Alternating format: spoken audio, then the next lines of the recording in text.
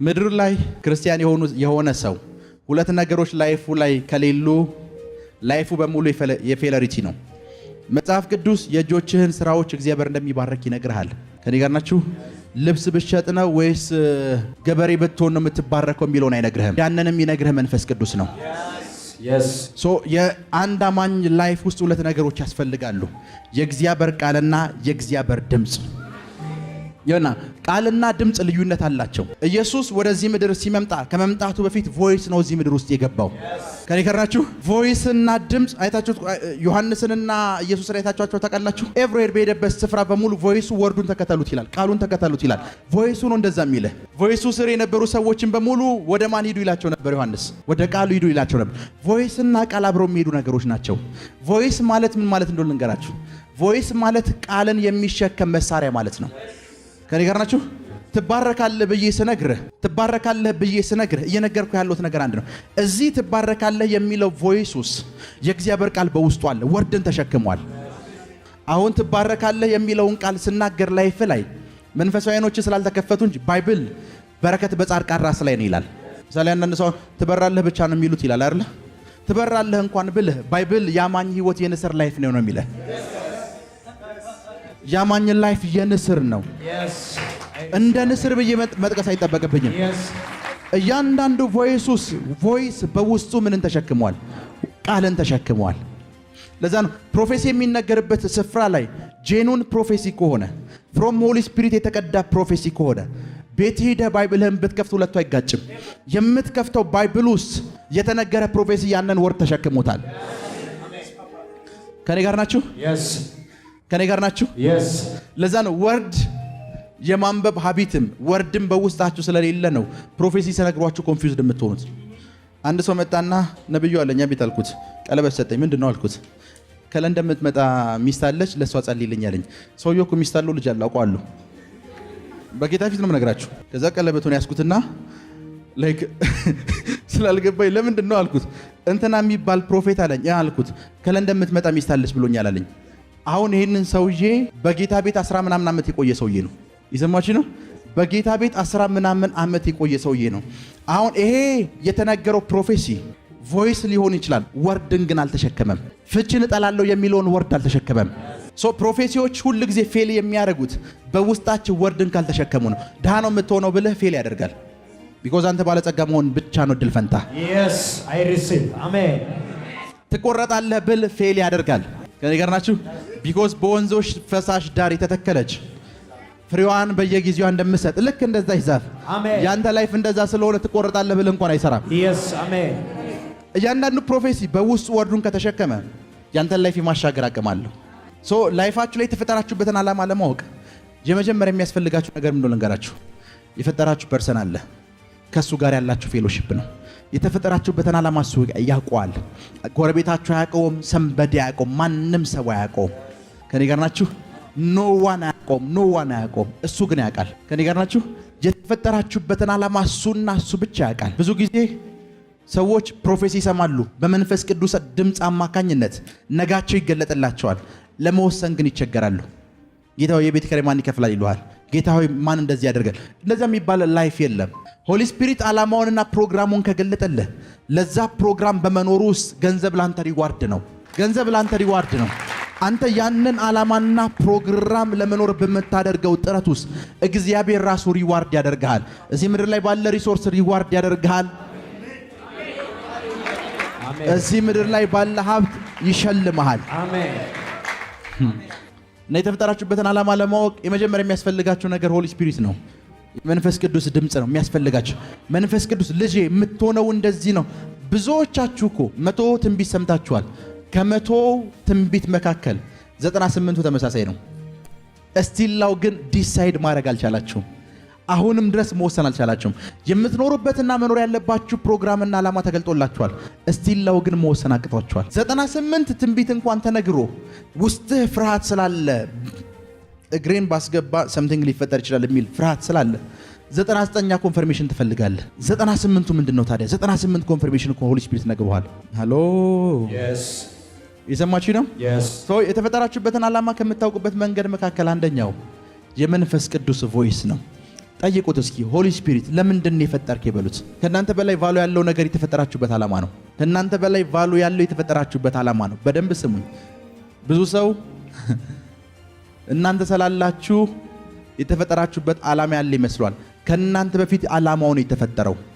ከዛ ለዚህ ዓላማ ትሆናላችሁ ተብላችሁ እናንተ የተፈጠራችሁት ለዚህ ዓላማ ትሆናላችሁ ተብላችሁ እናንተ ተፈጠሩ። ምን እንደሆነ ልንገራችሁ።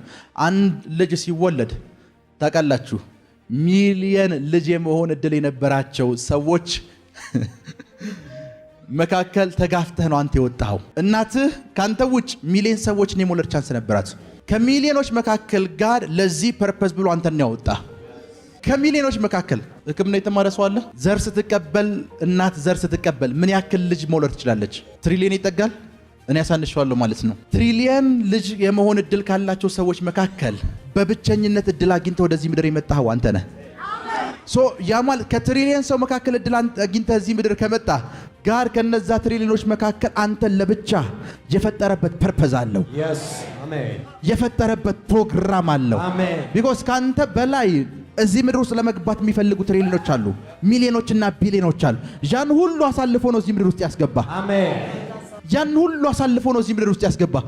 ከትሪሊየን መካከል አንተ ተመርጠህ እዚህ ምድር ውስጥ ከገባ እንዲሁ አይደለም የገባው፣ ፕሮግራም ስላለ ነው የገባው። አሜን። በደንብ ስሙኝ፣ በደንብ ስሙኝ። ህንድ ውስጥ ይመስለኛል፣ አዎ ህንድ ውስጥ ጊነስ ቡክ ላይ የተመዘገበ አንድ የሥራ ማስታወቂያ ነበረ። አንድ ድርጅት ሥራ ማስታወቂያ ወጣ። ድርጅቱ ማስታወቂያውን ባወጣ 24 ሰዓት በማይሞላ ጊዜ ውስጥ 10,000 ሰዎች ሲቪያቸውን ይዘው መጡ። 10 አይደለም ያልኩ 10,000 ሰዎች። እነዛ 10,000 ሰዎች ሲቪያቸውን ይዘው ሲመጡ እነዛ ሰዎች ሲቪያቸውን ይዘው እንዲመጡ ያደረጋቸው ነገር አንድ ነው። የተፈጠረ የሥራ ዕድል አለ። ከሲቪያቸውና ከሰዎቹ በፊት እነዚህ ሰዎች እንዲመጡ ያደረጋቸው የተፈጠረ የሥራ ዕድል ነው። ከ10,000 ሰዎች መካከል የሚያስፈልገው አንድ ሰው ነው። ለአንድ ሰው ነው ጨረታ ያወጣው። ከ10,000 ሰው መካከል አንድ ሰው ዊን ካደረገ እመነኝ በድል አይደለም ዊን ያደረገው፣ ጋድ ለዛ ስራ እሱን ቹዝ ስላደረገው ነው ዊን ያደረገው። ለዛ ስራ እግዚአብሔር እሱን ክሬት ስላደረገው። የእናንተ በር ከተዘጋ ለዛ ስራ ስለማትሆን የተዘጋው። ቲቪ ጆሹዋ የሚባል እግዚአብሔር ሰው ታውቃላችሁ? ውትድርና ተመዝግቦ ነበር። የላይፉ የመጨረሻ ደረጃ ላይ ደርሶ ውትድርና ተመዘገበ። ውትድርና ሲመዘገብ ክብደት አይሆንም ብለው መለሱት። ከሱ በክብደት የሚያንሱ ሰዎች ግን ገቡ። አለቀሰ። ሆይ ለምን እግዚአብሔር ሆይ በዚህ ሁኔታ ውስጥ ቢያንስ እሱ ውትድርና የገባበት ምክንያት የሚበላው ስላጣ መንግስት ይመግበኛል ብሎ ነው። ቁርስ ምሳ ይሄን እድል እንኳን ዘጋህብኝ ብሎ ማግረምረም ጀመረ። እመነኝ ያንን የመሰለ ቢግ ሚኒስትሪ ወታደር ሆኖ ቢሆን ኖሮ እናንተ አናውቀውም። አንዳንድ ዶሮቻችሁ ሲዘጉ መኑኝ፣ እነዛ ዶሮች እነዛ በሮች እናንተ ያልተፈጠራችሁላቸው ስለሆነው ነው። እናንተ እድለቢስ ስለሆናችሁ አይደል፣ እናንተ ያልተፈጠራችሁለት ስለሆኑና ስለሆኑ ብቻ ነው። እናንተ ያልተፈጠራችሁለትና ያልተፈጠራችሁለት ብቻ ስለሆኑ የተዘጉት። የተፈጠራችሁበትን ዓላማ ለማወቅ የመጀመሪያው ነገር መንፈስ ቅዱስ ወደዚህ ምድር ያመጣህ ለምንድን ነው በሉት። ጠይቁት። ጥልቅ ነገር አይደለም፣ ማንም የማያውቀው ሚስጥር አይደለም። የተመጣችሁበት ዓላማ እሱ ጥልቅን ሚስጥር ሁሉ መመርመር ይችላል። መንፈስ ቅዱስ ምንድነው የምትናገረኝ? ምንድነው የምትለኝ? እዚህ ምድር ላይ ለምንድን ነው የመጣሁት? ለራሴ ግለጥልኝ፣ በህልም ግለጥልኝ፣ በራእይ ግለጥልኝ። ለኔ ደግሞ ካልገለጥክልኝ በክርስቲያን አጠገቤ ባለው ህብረት በማረጋቸው ወንድሞቼ በኩል ግለጥልኝ። ያንን ብለህ አልቅስ። ለምንድን ነው ወደዚህ ምድር ያመጣህ ይበለው። ለምንድን ነው እዚህ ምድር ውስጥ እንድገባ ያደረከኝ? ላይፋችሁን ባቦሰጥ አትኑሩ። ስሙኝ፣ የሆነ ሰምቲንግ ፔፐር ስለያዛችሁ አትኑሩ። መኖር ካለባችሁ የተፈጠራችሁበትን ዓላማ ነው መኖር ያለባችሁ። የተፈጠራችሁበት ዓላማ ለሁሉም ሰው ሂድን ነው፣ የተሰወረ ለማንም ሰው የተገለጠ አይደለም።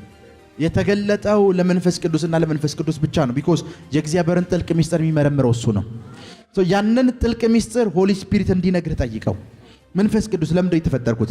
ለምንድን ነው ወደዚህ የመጣሁት? ሳምታይምስ ምን እንደምገረም ልንገራችሁ።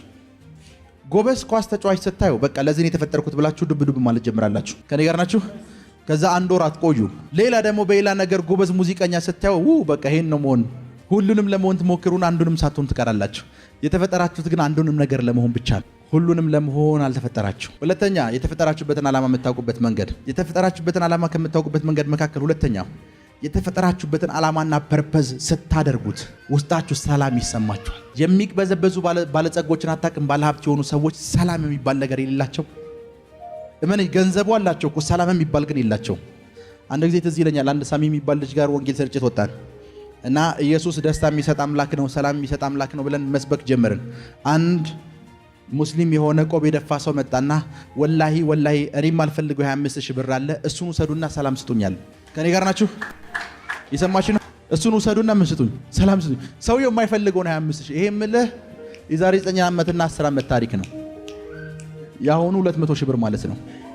ያን ሁሉ ብር ይዞ ሰውየው ሰላም የለው። ቢኮዝ ያን ሁሉ ብር ይዞ ለምን ሰላም እንደሌለው ልንገርህ። እየኖረው ያለው ላይፍ የተፈጠረበት አይደለም። ሐሺሽ የሚነግዱ ጫት የሚነግዱ ሰዎች እኮ ኤክስፔክት የማታደርጓቸው ብሮች አሏቸው። 2 ደቂቃ ውስጥ ግን ከነሱ ጋር ቁጭ ብለው 2 ደቂቃ ካንተ ጋር ቁጭ ብለው ተረጋግተው ማውራት አይችሉም። ማይንዳቸው ፒስ የለውም። ፒስ ስለሌለው ከዚህ ስፍራ ተነስተው እዚህ ጋር ሁሉም ስፍራው ሲገቡ ታያቸዋለህ። ቢኮዝ የማይንድ ፒስ የላቸውም። እየሰሩ ያሉት ስራ የተፈጠሩበት ስራ አይደለም። አይ መጽሐፍ ቅዱስ እንደዚህ ነው የሚለው። አዳም ከኤደን ገነት ከወጣ በኋላ ተቅበዝባዥ ነው የሆነው። ቢኮዝ አዳም ለምድር አይደለም የተፈጠረው፣ ለኤደን ገነት ነው። አዳም ለኤደን ገነት ነው። ልክ ኤደን ገነት ሲወጣ ነው መቅበዝበዝ የጀመረው። ሰውየው የተፈጠረው ለዛ ኢንቫይሮንመንት ነው። አነገር ልንገራችሁ። አንድ ጊዜ አሁን የሚታወቅ እየመጣ ያለ የሳይንስ ጽንሰ ሐሳብ አለ። ሰዎች ከሌላ ፕላኔት ነው የመጡት የሚል ጽንሰ ሐሳብ እና ሰዎች ከሌላ ፕላኔት ነው የመጡት የሚለውን ጽንሰ ሐሳብ የሚያራምድ ሳይንቲስት ሰውየው ክርስቲያን አይደለም። አይዲያው ግን ደስ ይላል። ምን እንደሚል ልንገራችሁ። እዚህ ምድር ላይ ያሉ እንስሳቶች በሙሉ ደማቸውን ቼክ ብታረግ፣ ኤቭሪቲንጋቸውን ቼክ ብታረግ ለዚህ ምድር የሚስማማ ነው። የሰው ልጅ ብቻ ነው ሰውነቱን ቼክ ብታረገው ወይ ኤንቫይሮንመንቱ አይስማማውም፣ ወይ ቆዳው ላይ ወይ ሰምቲንጉ ላይ ባክቴሪያ ያለበት ቫይረስ። ባክቴሪያ የሌለበት ሰው እንደሌለ ታውቃላችሁ? ጎጂውም ጠቃሚውም ባክቴሪያ የሌለበት ሰው የለም። ላይፉ ላይ የሆነ ጤንነቱን አታክ የሚያደርግ ችግር የሌለበት ሰው የለም። ምድር ላይ ኤቭሪዋን አለበት። ለምን ካልክ የተፈጠርነው ለዚህ እርዝ አይደለም። በሆነ ሰው ምክንያት እዚህ እርዙ ስለገባን እንጂ ለዚህ የተፈጠረው ለኤደን ገነት ነው። ከኔ ጋር ናችሁ? አዳም ነው እዚህ ምድር ውስጥ ያስገባን። ስቲል ነው ድረስ ይሄኛው ምድር አይስማማንም። ለዛ ነው ክራይስት መጥቶ የኛ ኤደን ገነት የሆነው። አሜን። ለዛ ነው የናዝሬቱ ኢየሱስ መጥቶ የኛ ኤደን ገነት የሆነው። አሜን። የተፈጠራችሁለትን ዓላማ ሁለት ስታረጉት ውስጣችሁ ሰላም ይሰማችኋል። አንተ ላይፍ ጋር ስትመጣ የተፈጠርክበትን ዓላማ ስለማታውቀው ሁለት ኦፕሽናል፣ ይሄኛውን ኮንኩኝ ይሄኛውን እላለሁ፣ ይሄኛውን ካልሆንኩ ደግሞ እንደዛ የሚባል ላይፍ የለም። መንፈስ ቅዱስ የተፈጠርክበትን ዓላማ የገለጠልህ ሰዓት። ለዛው ነው ጳውሎስ ስጋና ደም ጋር አልተማከርኩም አለ። ከራሴ ስጋና ደም ጋር አልተማከርኩም፣ ዙሪያ ካሉ ስጋና ደሞች ጋር አልተማከርኩም። እግዚአብሔር ፕሮግራሙን መንፈስ ቅዱስ ሐሳቡን የገለጠልኝ ሰዓት አለ ማንም ጋር አልተማከርኩም። ቢኮዝ ብማከር ሊያስቀሩኝ ይችላሉ፣ ብማከር ሊያሰናክሉኝ ይችላሉ፣ ብማከር ከመንገድ ሊያስቀሩኝ ይችላሉ። ማንም ጋር ሳልማከር ተነሳው፣ ብድግ ብዬ ወጣው ወደ ዓላማዬንና ፕሮግራሜ ለመፈጸም። ምን አልኩኝ? ሆሊ ስፒሪት እመነኝ፣ ፕሮግራሙን ከገለጠልህ ስጋና ደም እንዳታማክር። ቢኮዝ ፕሮግራሙን የገለጠልህ ስጋና ደም አይደለም፣ ፕሮግራሙን የገለጠልህ መንፈስ ቅዱስ ነው። ለምን ሰዎች ሚዘረብል የሆነ በጣም የሚያስቀይም ላይፍ የሚኖሩት ለምን ይመስልሃል? የትኛውም ሰው የሚኖርበትን ዓላማ ወይም ፐርፐዝ ወይም ፕሮግራም ካወቀ እመነኝ በየትኛውም ጉዳይ ፌል አያደርግም። በየትኛውም ጉዳይ ፌል ሊያደርግ አይችልም። ፌል የሚያደርጉ ሰዎች ፕሮግራማቸውን የማያውቁ ሰዎች ናቸው። የተፈጠራችሁበትን ፐርፐዝ እንድታውቁትና እንድትኖሩ ትጸልያለሁ። አሜን። እመኑኝ ጊዜው አልረፈደም። ጊዜው አልረፈደም። አሜን። ጊዜው አልረፈደም። አሜን። ጊዜው አልረፈደም። አሜን። ጊዜው አልረፈደም።